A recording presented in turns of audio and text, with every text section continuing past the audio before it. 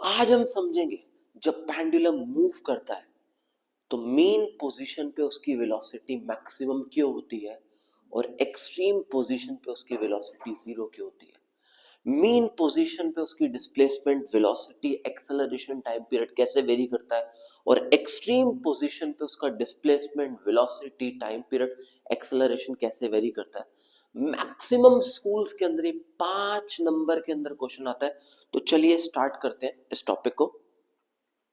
तो हम लोगों ने लेट कर लिया, क्या लेट कर लिया कि हमारे पास एक सर्कुलर पाथ है जिसमें बॉडी सर्कुलर पाथ के अंदर मूव कर रही है, और जब बॉडी मूव कर रही थी तो मूव करते करते किसी भी इंस्टेंट पे बॉडी मीन पॉइंट पे है which is called K point, और मूव करते करते जब वो एक्सट्रीम पॉइंट मतलब एम पॉइंट पे पहुंचेगी और के से एम तक का जो displacement which is equal to amplitude, K से एल तक का डिस्टेंस एक्स एक्सिस पे एक्स है, के से लेकर एन तक का जो डिस्टेंस है वाई एक्सिस पे वाई है, और यहां पर हम लोगों ने एंगल जो है वो ओमेगा टी लिया है। क्वेश्चन आता है ओमेगा टी कैसे ले लिया, क्योंकि हम लोग ऑलरेडी पढ़े हैं कि जो एंगल होता है या एंगुलर फ्रीक्वेंसी एंगुलर वेलोसिटी का फॉर्मूला आपको पता है कि ओमेगा जो होता है that is equal to theta by T. तो हम लोग थीटा को क्या लिख सकते हैं, ओमेगा टी लिख सकते हैं। इसलिए हम लोगों ने यहाँ पर एंगल को रिप्लेस करके क्या लिया, ओमेगा टी लिया है। इस बात को दिमाग में रखना। चलिए तो हम स्टार्ट करते हैं। सबसे पहले हम लोग क्या करते हैं, इसको हटाकर यहां से यहां पर रख देते हैं ताकि आपको याद रहे। तो अगर हम बात करें इन ट्राइंगल के एल एम, के एल एम, तो के एल एम ट्राइंगल के अंदर हमारा कॉस थीटा किसके इक्वल होगा, तो हम बोलेंगे cos theta equals to base upon hypotenuse. So base is what, x, hypotenuse is what, a। So एक x को हम क्या लिख सकते हैं, a cos थीटा, और अभी हमने पढ़ा थीटा को हम क्या लिख सकते हैं, ओमेगा टी। सो x किसके इक्वल आ गया, a cos ओमेगा टी के इक्वल। इसी ट्राइंगल के अंदर अगर हमसे कोई पूछे साइन थीटा किसके इक्वल होगा, तो हम बोलेंगे क्या, sine theta is perpendicular upon hypotenuse.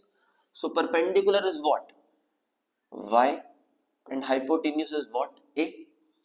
So y किसके इक्वल हो गया, a साइन थीटा के, और थीटा को हम क्या लिख सकते हैं, ओमेगा टी। तो this is formula for displacement x equals to a cos omega T and y equals to a sin omega T.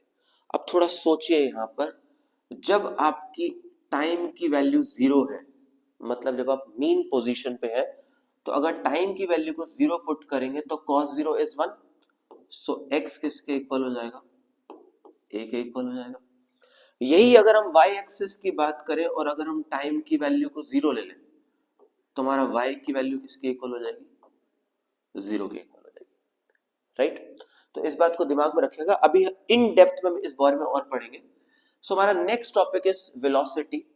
अभी आप लोगों ने पढ़ा कि y equals to a sin omega T, और हम लोग पढ़ चुके हैं कि वेलोसिटी का फॉर्मूला होता है dy by dt। Already motion है ना स्ट्रेट लाइन के अंदर। So v equals to D by D T, Y की जगह कितना आ गया, a sin ओमेगा टी।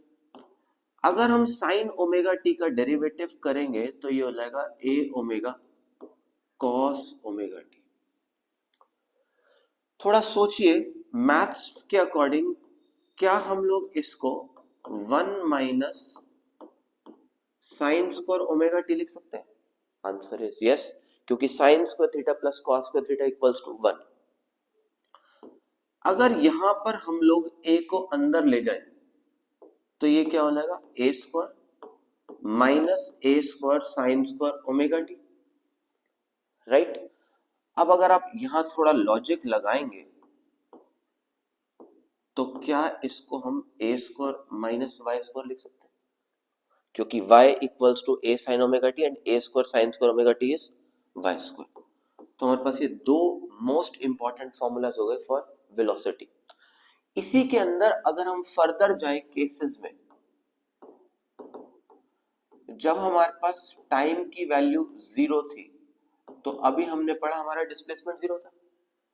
अब जब टाइम जीरो है और उस केस में डिस्प्लेसमेंट जीरो है, तो हमारा velocity as per this formula किसके इक्वल आ जाएगा, ए ओमेगा के इक्वल, विच इज मैक्सिमम। मतलब हम ये बात समझ सकते हैं कि जब हमारे पास टाइम जीरो है, मतलब जब हम मीन पोजीशन पे खड़े हैं, उस केस के अंदर हमारा जो डिस्प्लेसमेंट है वो भी जीरो है, बट वेलोसिटी क्या होगी, मैक्सिमम होगी। ये क्वेश्चन एमसीक्यू में भी देखा गया कि when time is zero what is the value of velocity, answer is a omega which is maximum. तो ऐसे ही देखते हैं हम लोग एक्सेलरेशन को। अगर हम एक्सेलरेशन की बात करें तो हमने एक्सेलरेशन का फॉर्मूला पढ़ा है dv बाई dt।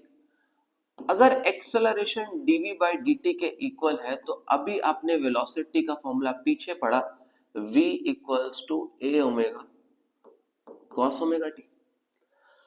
अगर आप यहां पर डेरिवेटिव करेंगे कॉस ओमेगा टी का, तो कॉस ओमेगा टी का डेरिवेटिव होता है minus omega sine omega T. तो इसको हम क्या लिख सकते हैं, सिंप्लीफाई करने के लिए A omega minus omega sine omega T, right. इसका मतलब हमारे पास एक्सेलरेशन किसके इक्वल आ जाएगा, minus omega square A sine omega T. मतलब एक्सेलरेशन किसके इक्वल आ गया, माइनस ओमेगा स्क्वायर वाई के इक्वल, क्योंकि ए साइन ओमेगा टी किसके इक्वल होता है, वाई के इक्वल, राइट। यहां पर भी अगर हम केसेस को देखें, सेम केस में जब हमारे पास टाइम की वैल्यू जीरो है तो हमारा डिस्प्लेसमेंट कितना है, जीरो है। अगर टाइम जीरो पे डिस्प्लेसमेंट जीरो है, अगर y की वैल्यू यहां पुट करोगे तो आपका एक्सेलरेशन कितना आ जाएगा, अगेन जीरो के इक्वल आ जाएगा। मतलब अगर यहां पर आप रुक कर सोचोगे कि जब आपका टाइम जीरो है तो आपका डिस्प्लेसमेंट जीरो है, आपकी वेलोसिटी ए ओमेगा है विच इज मैक्सिमम, और आपका एक्सेलरेशन जीरो है। मतलब जब हम ग्राफ की बात करें और ग्राफिकली अगर हम मीन पोजीशन पे बैठे हैं, मतलब इस पोजीशन पे अगर हम बैठे हैं तो इस मीन पोजीशन पे हमारा टाइम कितना है, जीरो। और जब हमारा टाइम जीरो है तो हमारी डिस्प्लेसमेंट भी जीरो है, वेलोसिटी मैक्सिमम है और एक्सेलरेशन जीरो है। अगर इसी केस में हमें टाइम पीरियड निकालने के लिए बोला जाए तो अभी हमने पढ़ा कि एक्सेलरेशन किसके इक्वल होता है, माइनस ओमेगा स्क्वायर बाय। इसका मतलब हम लोग यहां से ओमेगा स्क्वायर को क्या लिख सकते हैं, ए अपॉन में बाय। नेगेटिव क्यों हटा दिया, क्योंकि टाइम की वैल्यू कभी भी नेगेटिव नहीं होती। इसका मतलब आपका एक्स ओमेगा किसके इक्वल आ गया, अंडर रूट ए अपॉन में बाय। ओमेगा को हम क्या लिख सकते हैं, 2 pi by T under root A upon में बाय। इसका मतलब यहां से हमारा टाइम पीरियड किसके इक्वल हो जाएगा, 2 पाई डिस्प्लेसमेंट अपॉन में एक्सेलरेशन के इक्वल, राइट। ऐसी अगर फ्रीक्वेंसी निकालने के लिए बोला जाए तो frequency 1 by time period. So frequency किसके इक्वल हो जाएगी, 1 अपॉन में 2 pi under root displacement upon में एक्सेलरेशन, नहीं किसके इक्वल हो जाएगी, this will become acceleration upon में displacement. Simple. So this is the most important derivation, 5 number के अंदर आएगा, derive displacement, velocity, acceleration, time period and frequency for a body executing SHM. तो इस तरह से आप इसको डिराइव कर सकते हो। सिंप्लीफाई करने के लिए मैं क्या करता हूं, यहां पर आपके लिए एक जगह पे फॉर्मूला लिख देता हूं ताकि जो मेरा नेक्स्ट टॉपिक है वो आपको बहुत इजीली क्लियर हो जाए, नेक्स्ट स्लाइड इजीली क्लियर हो जाए। तो अभी हम लोगों ने पढ़ा कि हमारा y किसके इक्वल है, a sin ओमेगा टी। हमारी वेलोसिटी किसके इक्वल है, a omega cos omega T के इक्वल। हमारा एक्सेलरेशन किसके इक्वल है, माइनस ओमेगा स्क्वायर वाई। और हमारा टाइम पीरियड किसके इक्वल है, 2 पाई डिस्प्लेसमेंट अपॉन में एक्सेलरेशन। तो ये 5 फॉर्मूलेस आपको दिमाग में इमीडिएटली बिठा लीजिए, और अब हम पढ़ेंगे इसके बिहाफ पर केसेस जो आपके एमसीक्यूज के अंदर क्वेश्चन आएगा।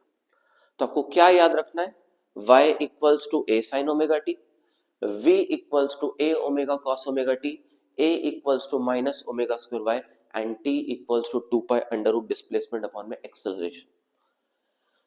तो अब आपके लिए ये होमवर्क है, फर्स्ट टेबल मैं भरवाऊंगा, सेकंड टेबल मैं भरवाऊंगा, और बाकी 3 टेबल जो है वो आप खुद भरेंगे और उसके आंसर्स आप कमेंट बॉक्स के अंदर टेक्स्ट करेंगे।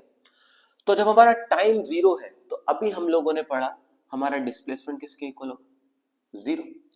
हमारी वेलोसिटी किसके इक्वल होगी, ए ओमेगा, जो मैक्सिमम होगी। एमसीक्यू में क्वेश्चन कि जब टाइम की वैल्यू 0 है तो वेलोसिटी किसके इक्वल होगी, answer is a omega which is maximum.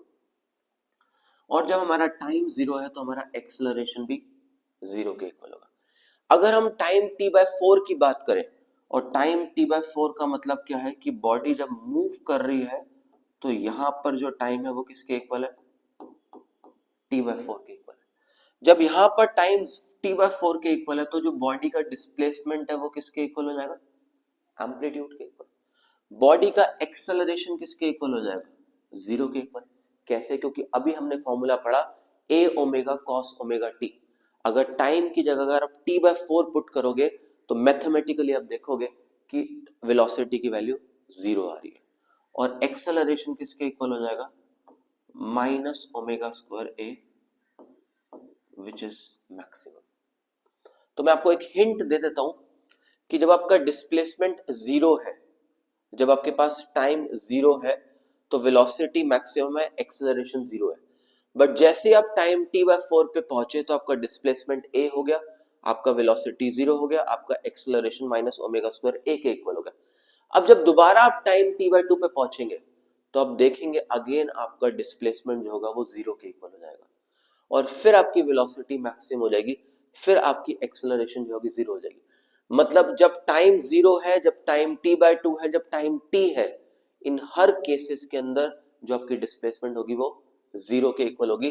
जब आपका टाइम t बाय 4 है, जब आपका टाइम 3t बाय 4 है, तो उस हर केस के अंदर जो डिस्प्लेसमेंट होगी वो मैक्सिमम होगी। तो आपको ये 3 पार्ट खुद डिराइव करने, और आंसर जो है वो कमेंट बॉक्स में आप शेयर करेंगे। Thank you for watching, stay tuned, hope you enjoyed this video.